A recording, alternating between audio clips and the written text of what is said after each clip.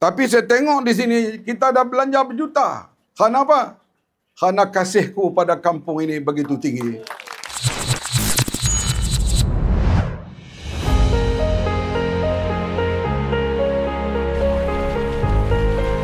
Alhamdulillah. Bila saya mai kemarin, saya tengok rakan-rakan lama masih ada. Ini kawasan jajahan saya dulu. Saya menyalaikan daripada Pintu Ayak sampai Kuala Tok Adam. Kita naik motor, kita ke dapur kayu belakang. Motor mana?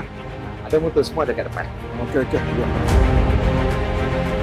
Saya rasa terharu lah dapat balik kampung ini dan perkembangan ekonomi di sini agak baik. Saya tengok Labu Bantin ni yang agak berjaya lah sekarang ni ialah agrotourism. Pelancong yang main, mereka akan belajar buat sarung kibat. Apa buat tengok?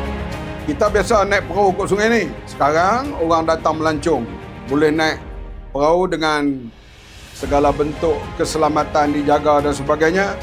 InsyaAllah dengan publicity yang baik, kita lihat agrotourism di Labu Bantin ini akan berjaya. Setiap kampung ada. Dan untuk peruntukan anak angkat ni, kerajaan bagi 100,000. Tapi saya tengok di sini kita dah belanja berjuta. Kerana apa? Kerana kasihku pada kampung ini begitu tinggi. Abangnya telah meninggal dunia yang sebaya. Ini semua kawan-kawan di kampung dululah. Ya.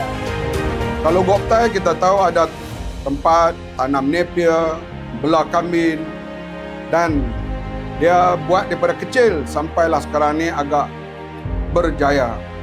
Untuk Jawa, Kampung Baru ni kita cuba pulihkan tanah jerluh. Tanah jerluh yang orang dah tinggal tak boleh tanam. Sekarang Kementerian Pertanian dengan negeri berusaha untuk pulihkan. Bukan sikit tu belanja dia. 1.8 juta.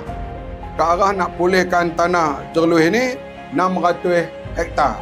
InsyaAllah sawah padi kawasan ini akan dipulihkan sepenuhnya tidak lama lagi. Kerajaan boleh bagi alat, tapi nak berjaya atau tak berjaya terletak kepada kerajinan. Yang pentingnya orang panggil penyambungan.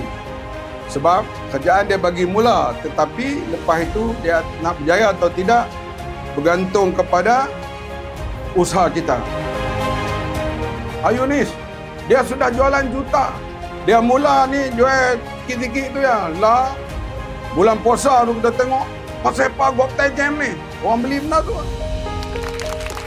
Kita harap Kampung Goptai, Kampung Baru Tok Jawa Labu Bantin sambut apa yang diberi ini, gunakan sebaik mungkin dalam mengendalikan terutamanya ekonomi penduduk di sini.